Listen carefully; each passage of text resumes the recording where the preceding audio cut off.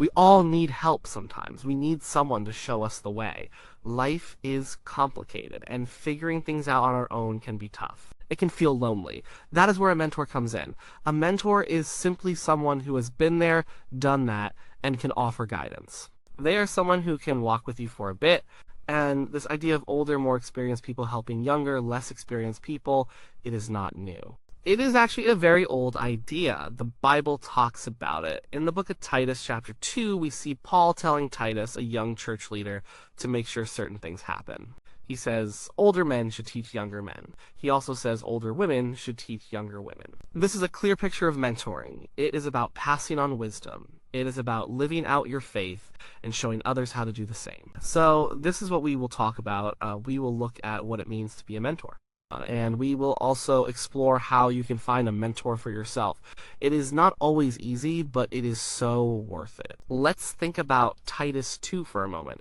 Paul is writing to Titus on the island of Crete. This place had some real challenges. The people had a bad reputation. They were known for being lazy and dishonest. So Titus had a big job to do. He needed to set things in order in the churches there. And a big part of that was teaching people how to live. Not just how to believe, but how to live their daily lives in a way that honored God. Paul's instructions are very practical. He tells Titus to teach sound doctrine. That means good, true teaching. But he also tells him to teach people how to behave. It is not just about what you know in your head. It is about how you act. It is about your character.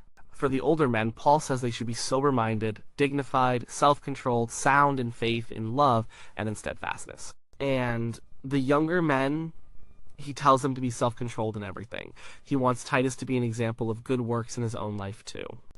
He says Titus should show integrity and seriousness in his teaching. Then comes the part about the older women. But Paul says they should be reverent in behavior. They should not be slanderers. They should not be enslaved to much wine.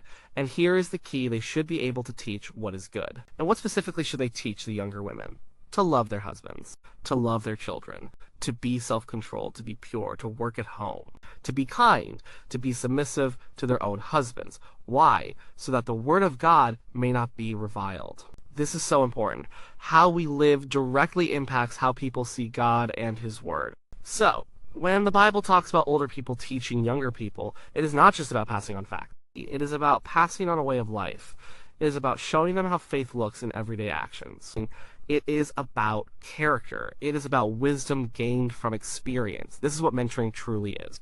It is not a formal program with certificates. It is life on life. It is someone who has walked ahead, turning around to help the next person on the path. It is messy and real. It is about sharing struggles and triumphs. And it is about living in such a way that others can see God working in you. This is the heart of Titus 2 and the heart of good mentoring. Now let's talk about how to be a mentor. Maybe you are an older person, or even just a little bit ahead of someone else in a certain area of life. You might think, me, a mentor? I don't know enough. But being a mentor is not about being perfect. It is about being willing to share your journey. The first thing to remember is this: it starts with your own life. You can only truly mentor someone if you are living what you believe. This goes right back to Titus 2. Paul tells the older men and women to be certain kinds of people first. Their character is paramount. If you want to teach someone about patience, you need to be working on patience yourself. If you want to teach someone about integrity, you need to be a person of integrity. Mentoring is less about telling someone what to do and more about showing them how to live. So, take an honest look at your own life. Where are you growing? Where are you struggling? Be real about it. That honesty is a powerful tool in mentoring. It shows your mentee that you are human too. Then, there is the matter of availability. Mentoring is not a one-time meeting. It is not a scheduled appointment every third Tuesday for an hour. It is much more fluid than that. It is about being present in someone's life. This might mean getting coffee. It might mean inviting them to your home for dinner. It might mean a phone call when they are going through a hard time. It might even mean running errands together.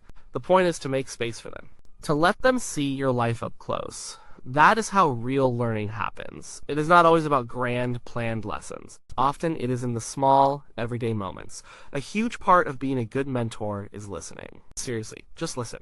When someone comes to you for guidance, they usually need to talk. They need to process. They need to feel heard. Don't jump in with advice right away. Ask open-ended questions. How are you feeling about that? What do you think is the biggest challenge? What have you tried so far? Let them talk through their thoughts. Listen not just to their words, but to what is behind their words. Listen for their fears, their hopes, their frustrations. Sometimes, simply having someone listen without judgment is the most valuable thing you can offer. It helps them clarify their own thoughts. And when you do talk, share your story. Be vulnerable. Don't pretend you have all the answers or that you have never made mistakes. Talk about times you messed up and what you learned from it. Talk about your struggles in marriage, in parenting, in your career, in your faith. Talk about how God has been faithful through those times. This builds trust. It makes you relatable. Your mentee needs to know that success is not a straight line, but a winding path with bumps and detours. Your honesty gives them permission to be imperfect too. It shows them that growth is a process. Mentoring also involves offering practical guidance. This is where your experience really comes into play. If your mentee is struggling with managing their finances, share what you have learned about budgeting or saving. If they are having trouble navigating a difficult relationship, offer insights from your own relationships. If they are seeking spiritual growth, share how you study the Bible, how you pray, or how you apply your faith to daily decisions. Be concrete. Give them actionable ideas. But always remember to tie it back to principles, not just rules. Help them understand the why behind your advice. This empowers them to make wise decisions on their own in the future. Encouragement and correction go hand in hand. A good mentor sees the potential in their mentee. They affirm their strengths. They cheer them on. They remind them of who they are in Christ. But mentoring is not just about making people feel good. It is also about helping them grow. And growth sometimes involves correction. This needs to be done gently, lovingly, and patiently. It is not about tearing someone down. It is about helping them see blind spots. It is about helping them align their actions with their values. Ask questions instead of making accusations. Have you thought about how that might affect X? What do you think God might be trying to teach you through this? Always come from a place of genuine care. The most powerful form of mentoring is modeling. This is what Titus 2 really emphasizes. Paul tells older women to teach younger women to love their husbands and children by being women who love their husbands and children. They are to be self-controlled and pure. It is about living the life. Your mentee will watch you. They will see how you handle stress, how you treat your family, how you respond to disappointments, how you rely on God. Your actions speak louder than any words you can say. So strive to live in a way that is consistent with your faith. Let your life be a sermon. This is not about being perfect, but about striving for godliness and letting others see the process. Patience is another virtue of a good mentor.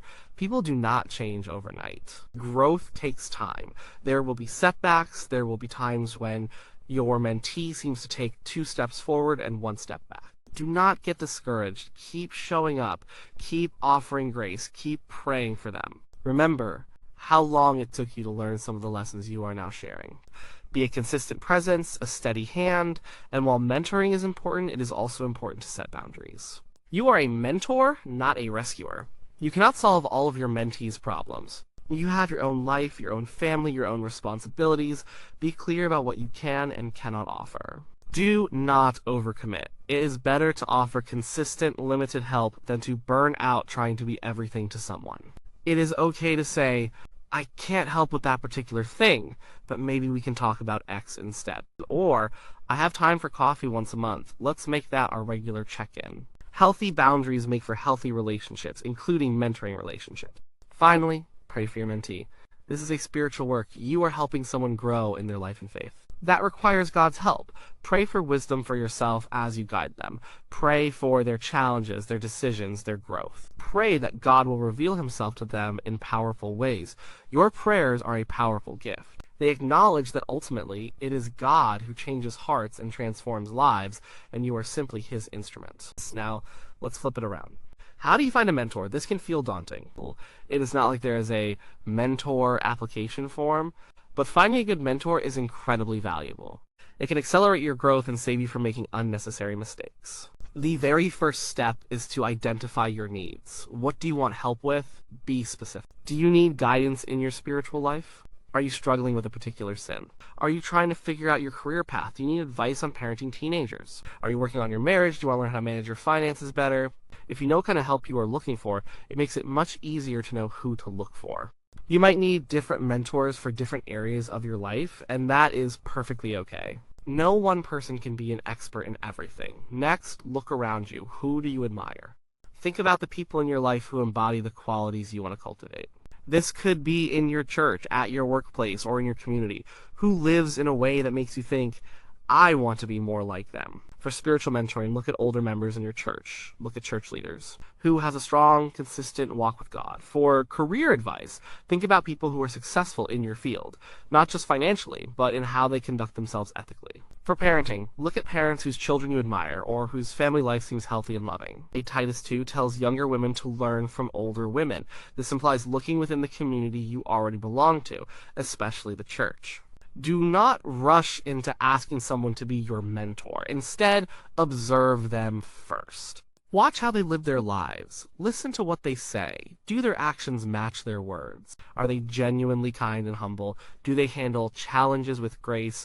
Do they show integrity? This is important. You want to learn from someone whose life demonstrates the wisdom they possess. If someone talks a good game but their life is a mess, they might not be the best mentor for you in that area.